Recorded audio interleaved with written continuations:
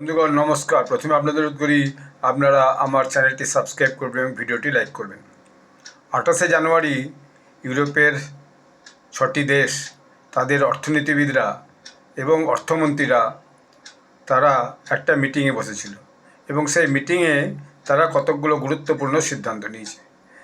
যে 6টা দেশ ছিল তার মধ্যে হচ্ছে Germany, France, Italy, Netherlands, Poland এবং স্পেন। এরা নিজেদেরকে এখন E6 বলছে, অর্থাৎ ইউরোপ 6।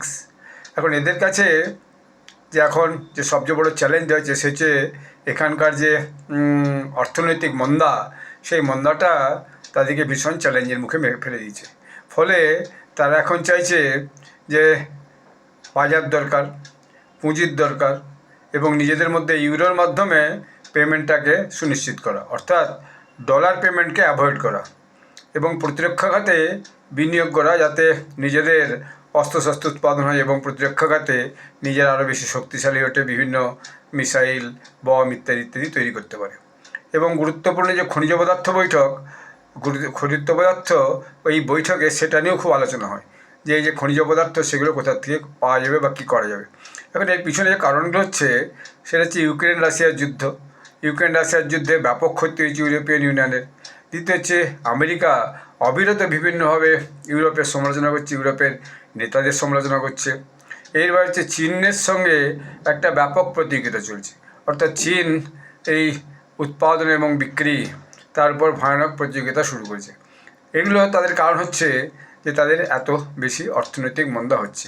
তাহলে তারা এখন চেষ্টা করছে যে আমরা একটা ঐক্যমত্যের ভিত্তিতে আসি, যাতে আমরা নিজেদের মধ্যে ইউরোর মাধ্যমে পেমেন্ট করবো, ডলারকে অ্যাভয়েড করে, এবং ব্যবসাটা করব এবং পুঁজি এক দেশ আরেক দেশে নিয়োগ করব এবং প্রতিরক্ষা ব্যবস্থাকে আরও সুদৃঢ় করব, এবং এই ফরম্যাটটা তারা অন্যদের জন্য খুলে রাখার চেষ্টা করছে। এবং এইটাকে দেখা যাচ্ছে যে স্পেনের যিনি অর্থমন্ত্রী তিনিও খুব হচ্ছে যে এটাকে সমর্থন করেছেন।